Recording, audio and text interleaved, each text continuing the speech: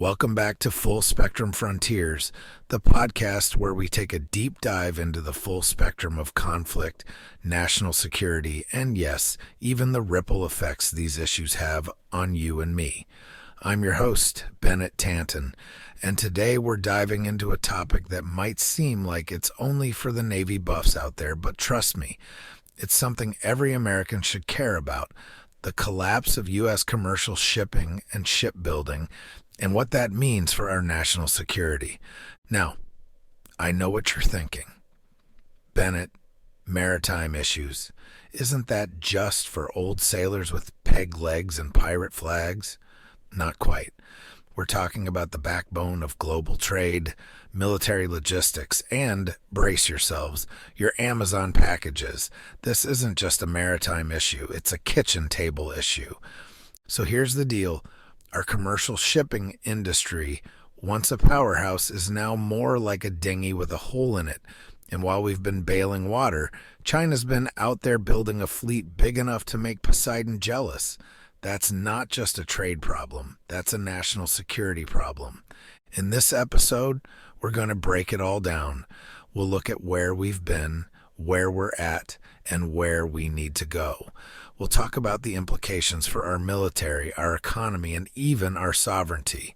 But don't worry, I'll keep it real. And I might even throw in a joke or two about how my old Marine buddies would handle this situation. Spoiler, it involves duct tape and a lot of yelling. Before we dive in, though, do me a favor. If you like what you're hearing, if you care about these big picture issues that impact all of us, hit that like button, share this episode with someone who needs to hear it, and leave a review. It helps the show grow, and honestly, it lets me know I'm not just talking to myself here. All right, grab your life vest, because we're about to set sail on a journey through one of the most overlooked but critical challenges facing America today. Let's go.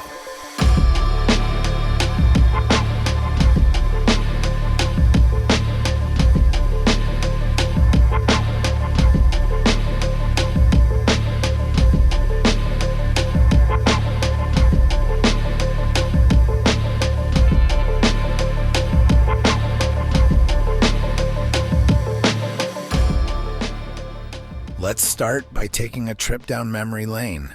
No, not the kind where we reminisce about Blockbuster video rentals or MySpace top friends. We're going further back to a time when the United States ruled the waves. Once upon a time, America's maritime industry wasn't just thriving, it was the envy of the world.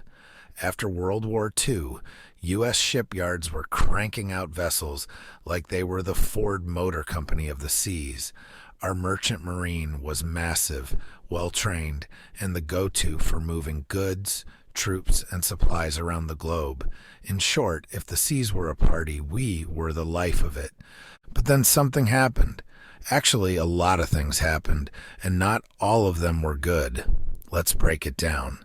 First, let's talk about globalization. In the 1980s and 90s, everyone was hopping on the globalization bandwagon. Free trade was the mantra, and shipping moved to wherever it was cheapest. American shipyards? Not exactly cheap. Countries like China and South Korea stepped in with lower costs and government subsidies that made their shipbuilding industries hyper-competitive. Meanwhile, U.S. policies didn't exactly help.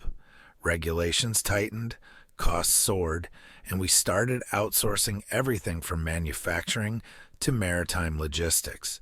The Jones Act, while a necessary protection for domestic shipping, became both a blessing and a curse.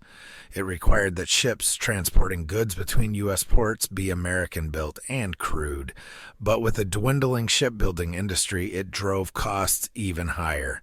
And let's not forget about the end of the Cold War. When the Soviet Union crumbled, so did the sense of urgency to maintain a strong merchant marine for national defense. Why invest in something we might not need tomorrow? That was the thinking, at least. Fast forward to today, and we're left with a maritime industry that's a shadow of its former self. U.S. shipyards can't compete with Asian behemoths. Our merchant marine has shrunk to just a fraction of its peak size, and our aging fleet, let's be honest, is held together with duct tape and prayers. Now, I'm not saying we've completely abandoned ship. We still have a maritime industry, but it's on life support. And while we've been treading water, other nations, most notably China, have been building massive fleets, controlling trade routes, and essentially turning the global shipping game into their personal monopoly. Let's put this into perspective. Right now, China controls about 90% of the world's shipbuilding capacity. 90%. If this were a poker game, they'd be holding all the aces while we're over here trying to bluff with a pair of twos. But this isn't just a story of bad luck or poor decisions. It's a story of complacency.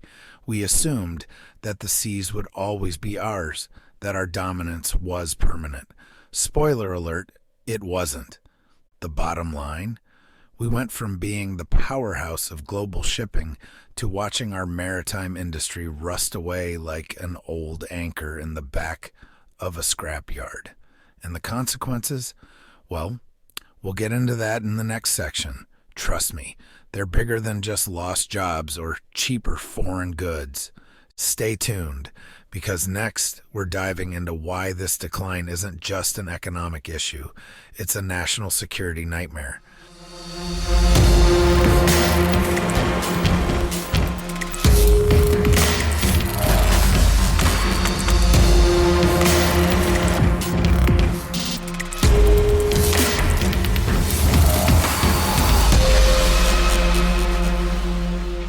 Okay, now that we've laid the groundwork on how we got here, let's talk about why it matters. Because if this were just a story about losing market share to China, or some nostalgic pining for the glory days of American shipbuilding, we'd call it a day and go binge watch Netflix. But this is about more than just economics. It's about national security. Let's start with the basics. Logistics. Ever heard the phrase, amateurs talk strategy, professionals talk logistics? Well, that's the gospel truth. Wars aren't won by who has the fanciest gadgets or the toughest soldiers. They're won by who can move the most stuff. Troops, fuel, food, ammunition, where it needs to go, when it needs to get there. Back in the day, the U.S. Merchant Marine was a cornerstone of our military strategy. During World War II, American merchant ships carried the lifeblood of the Allied war effort across the Atlantic and Pacific. Without them, D-Day wouldn't have been possible, and we might all be speaking German or Japanese right now. Today, things look a little different. The U.S. Merchant Marine has shrunk to less than 200 vessels capable of international trade. 200. To put that in perspective, that's fewer ships than your average coastal city marina. And if you think that's bad, get this. Most of those ships are older than some of the sailors on board. Why is this a problem? Simple. We can't rely on foreign ships to carry out military logistics in a crisis. Imagine a scenario where we're at odds with a major power. Let's say, hypothetically, China. And suddenly all those foreign flagged vessels we've been relying on decide they're sitting this one out. Now what? And it's not just about having enough ships. It's about who controls the trade routes. Right now, China has spent the past 2 decades quietly but aggressively gaining control over key global choke points, ports, shipping lanes, and even strategic maritime infrastructure. Take the Strait of Malacca, for example. This narrow passage connects the Indian Ocean to the Pacific and handles about a quarter of the world's traded goods. China's influence in the region means they can essentially flip the switch on global trade if they want to, and that's just one choke point. Now let's bring it home. What happens if we're cut off from global shipping?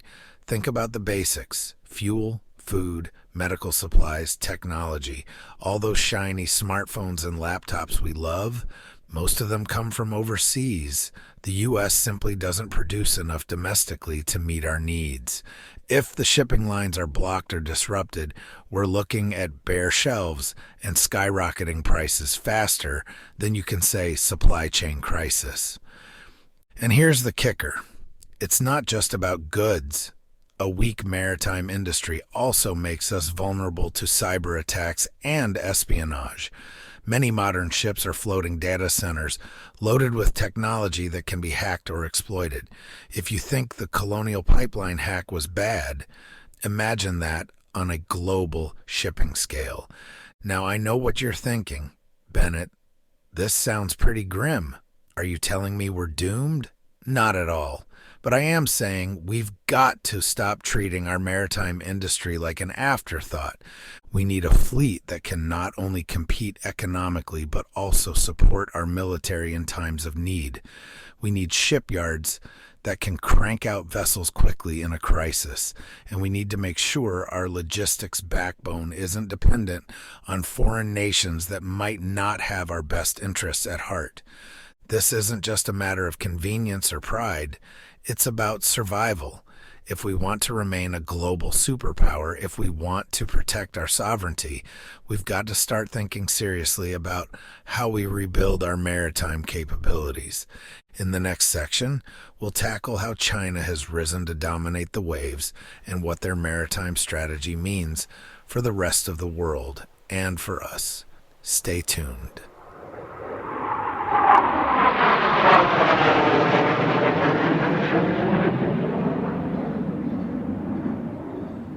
We've talked about how the U.S. let its maritime industry drift into decline and why that's a national security nightmare.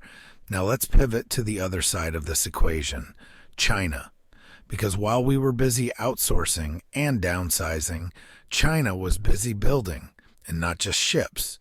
They've been building a strategy that could reshape the balance of global power. Here's the thing about China. They don't do anything halfway. Their maritime strategy isn't just about moving goods. It's about control of trade routes, control of global supply chains, and ultimately control of influence.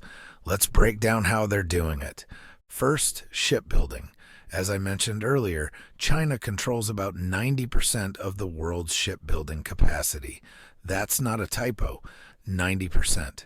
If you're buying a ship, chances are it's coming out of a Chinese shipyard. How did they pull this off? Simple. Subsidies and state-run enterprises. China's government heavily subsidizes its shipbuilding industry, making it cheaper for companies to build ships there than anywhere else. On top of that, Chinese shipyards have scaled up their operations to a level that's hard for anyone to compete with. They're producing everything from massive container ships to advanced military vessels, and they're doing it at breakneck speed.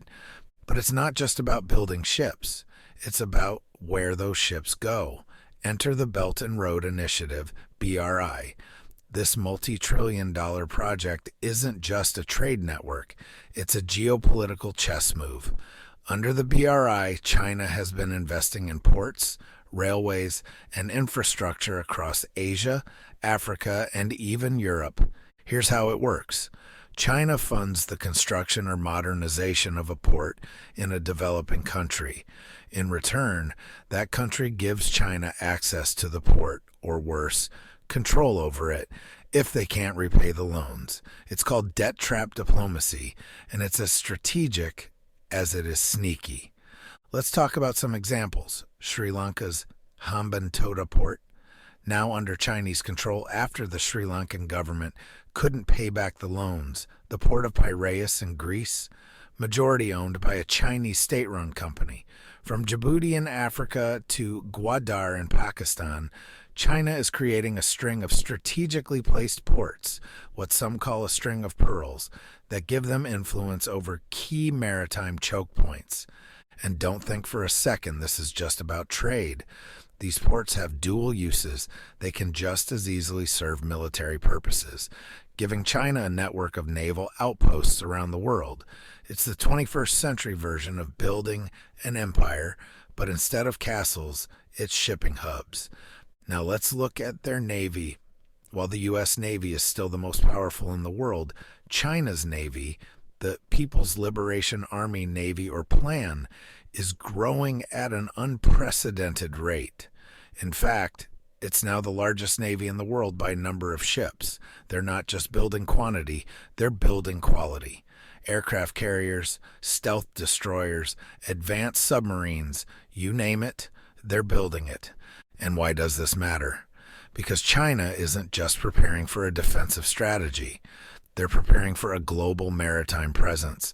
They want to control the South China Sea, which is home to key shipping lanes and untapped natural resources. And by control, I mean total control. They've even built artificial islands and militarized them with runways, missile systems, and troops. Here's where it gets dicey. The South China Sea handles about 1/3 of global shipping. That's trillions of dollars in trade every year. If China controls that region, they can dictate terms, not just for their neighbors, but for the entire global economy. But it doesn't stop there. China's influence isn't limited to the seas. They're also pushing into the Arctic, exploring opportunities as melting ice opens new shipping lanes. They're calling themselves a near-Arctic state, which, geographically speaking, is like me calling myself near Canadian because I've been to Niagara Falls. But hey, if it gives them an excuse to expand their influence, they're running with it. So what does this all mean for the U.S. and the rest of the world? It means we're facing a maritime competitor that isn't just thinking about next year or even the next decade. They're playing the long game, and they're playing to win. The implications are massive. If China controls global shipping and key trade routes, they can dictate economic terms to the rest of the world. They can disrupt supply chains, block exports, and isolate nations that don't play by their rules. Now, this isn't the part where I say we're doomed, and we should all start prepping for a dystopian future. Far from it. But it is the part where we need to wake up to the reality that the seas are the next great battlefield, not just for military dominance, but for economic survival. In the next section, we'll look at how the U.S. can respond to this challenge, because while China might have the momentum right now, the game isn't over, not by a long shot. Stick around.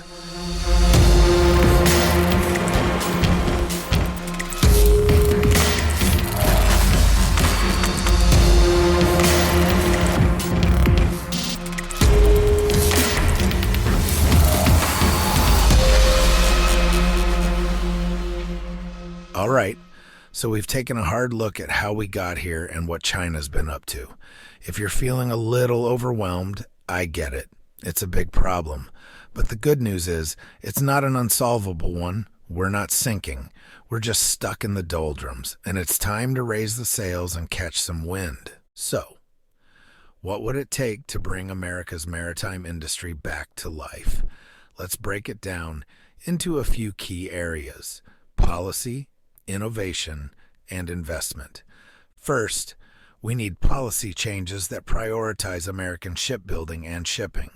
One way to do this is by revisiting the Jones Act, not to scrap it, but to modernize it. The Jones Act, for those who don't know, requires that goods shipped between U.S. ports be transported on American-built, owned, and crewed ships. It's a protectionist policy, sure, but in its current form, it's a double-edged sword.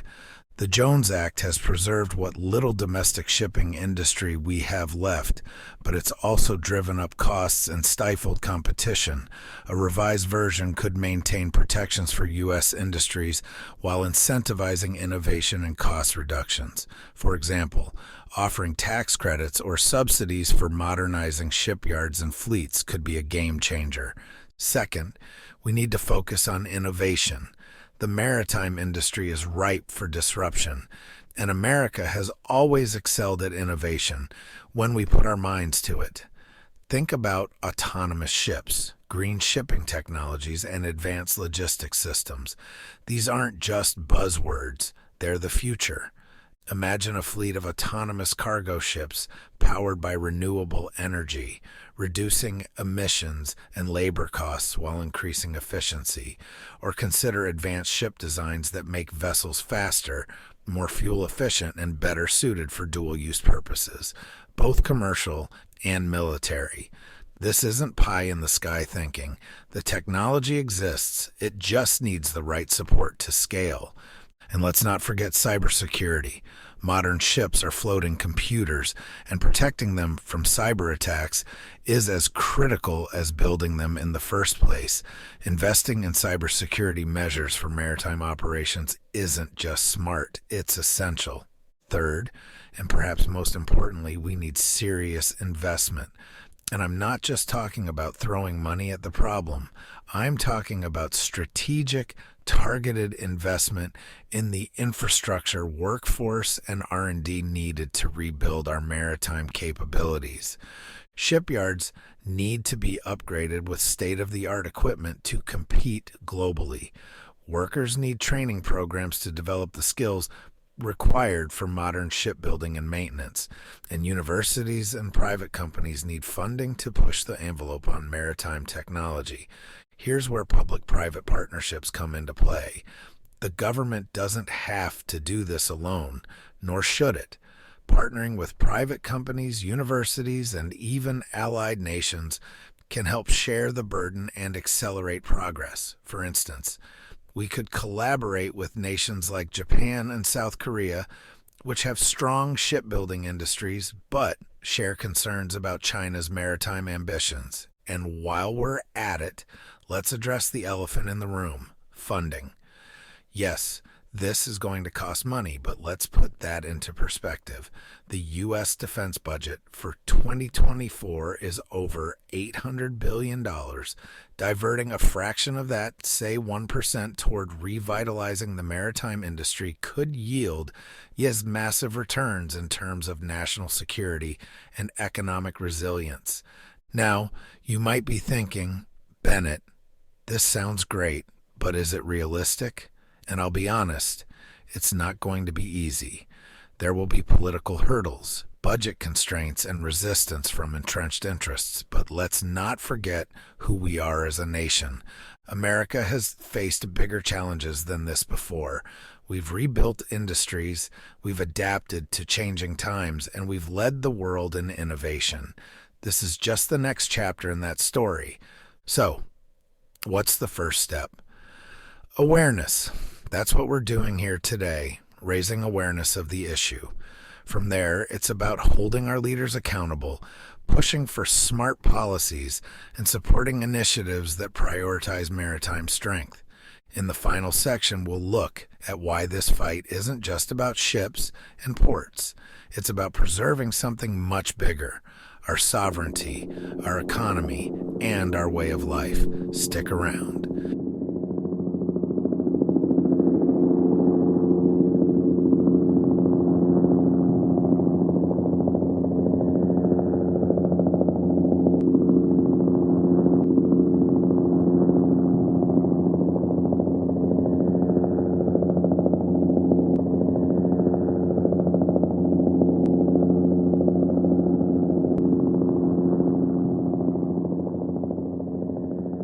Here we are, folks, at the heart of it all. We've talked about how America's maritime industry went from king of the seas to an afterthought, how China's rise is reshaping the global landscape, and what we can do to turn the tide. But let's bring this full circle. Why does any of this matter? Why should the average American care about ships, trade routes, or global supply chains? Let me spell it out. This is about sovereignty, security, and our way of life. First, let's talk sovereignty. Sovereignty isn't just a word politicians throw around to sound patriotic. It's the foundation of our independence as a nation. And here's the uncomfortable truth. Without a strong maritime industry, our sovereignty is at risk. Imagine this: a global conflict erupts and suddenly foreign-flagged ships stop delivering goods to U.S. ports. We're left scrambling, unable to transport critical supplies or project power overseas. It's not just a hypothetical scenario, it's a real vulnerability. By relying on other nations for shipping, we've essentially outsourced a key pillar of our independence. And it's not just about emergencies. Even in peacetime, control over trade routes and shipping capacity is a source of power. Right now, China holds the cards. They control ports, influence supply chains, and can dictate terms to other nations. That's leverage. Leverage they can and will use to their advantage. Now let's pivot to security. We've covered the logistics side of national defense, but there's another layer to this: economic security. If we lose control of global trade, we lose control of our economy. Plain and simple. Here's a fun fact, or maybe not so fun, depending on your perspective. About 90% of global trade happens on the seas. 90%. From the oil that fuels our cars to the gadgets in our pockets, most of it arrives on a ship. If that flow is disrupted, whether by conflict, cyber attacks, or political pressure, we're looking at a ripple effect that hits every single one of us. Think back to the early days of the pandemic when supply chains broke down and shelves were empty. That was just a taste of what could happen if our maritime vulnerabilities are exploited. And trust me, it won't just be toilet paper next time. Finally, let's talk about the American way of life. What does that even mean? To me, it's about freedom, opportunity, and the ability to shape our own destiny. But here's the thing. Freedom isn't free. It requires vigilance, investment, and a willingness to adapt to new challenges.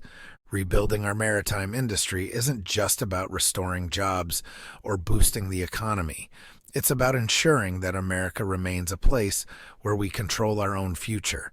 It's about preserving the freedom to act independently on the global stage, whether that's in trade, diplomacy, or defense. And let's not forget the ripple effects of a strong maritime sector. Revitalizing shipbuilding and shipping doesn't just create jobs in coastal cities, it strengthens the entire economy. It fuels innovation, supports national defense, and sends a clear message to the world. America's back, and we're serious about leading in the 21st century. Now, I know this all sounds ambitious, but here's the thing. Ambition is what built this country. From the railroads to the space race, America has always risen to the challenge. This is just the next frontier. The maritime industry may not be as flashy as Silicon Valley or as romanticized as the Wild West, but it's every bit as critical to our future. And if we get this right, if we rebuild our fleet, invest in innovation, and take back control of the seas, we'll be leaving a legacy of strength and resilience for future generations. In the outro, I'll leave you with a call to action, because this isn't just a government problem or a business problem. It's a challenge for all of us. Hang tight.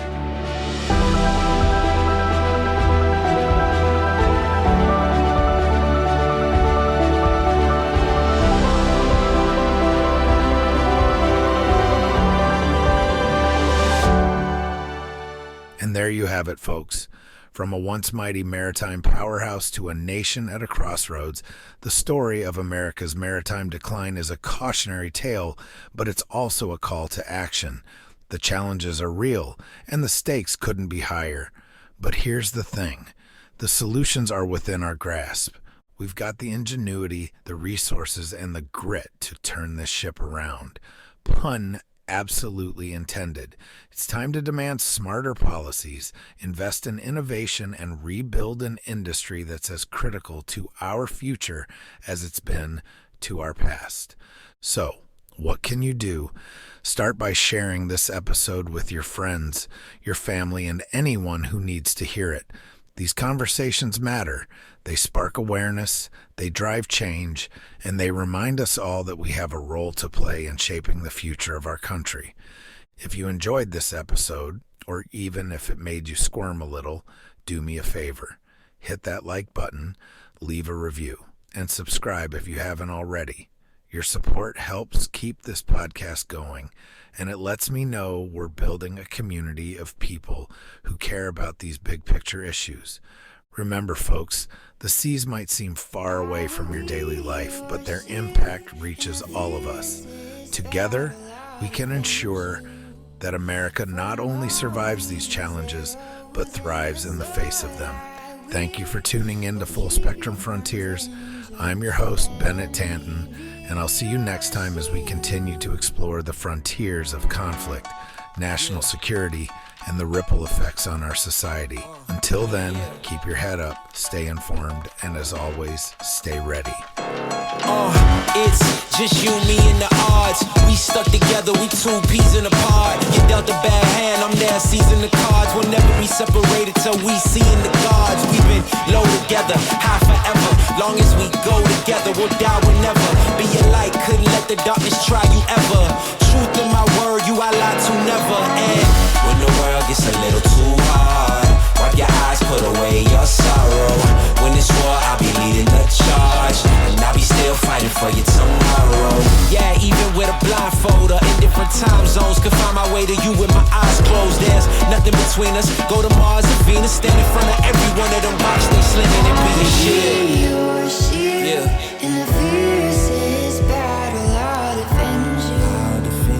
From all these arrows in the sword I wield, will keep you from danger. Let me be your shield. Yeah, let's go.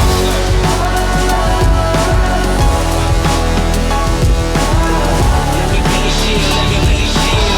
Let me be your shield, let me be your shield.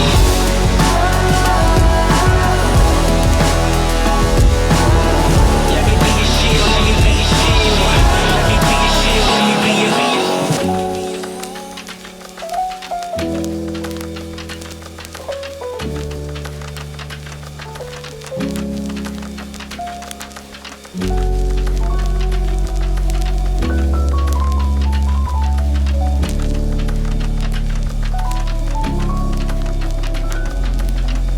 You may be facing tribulation, but don't let it get you down. What I'm saying may take patience, but you're gonna make it out. I scorched my own 2 feet to pull you to safety. When the fires are burning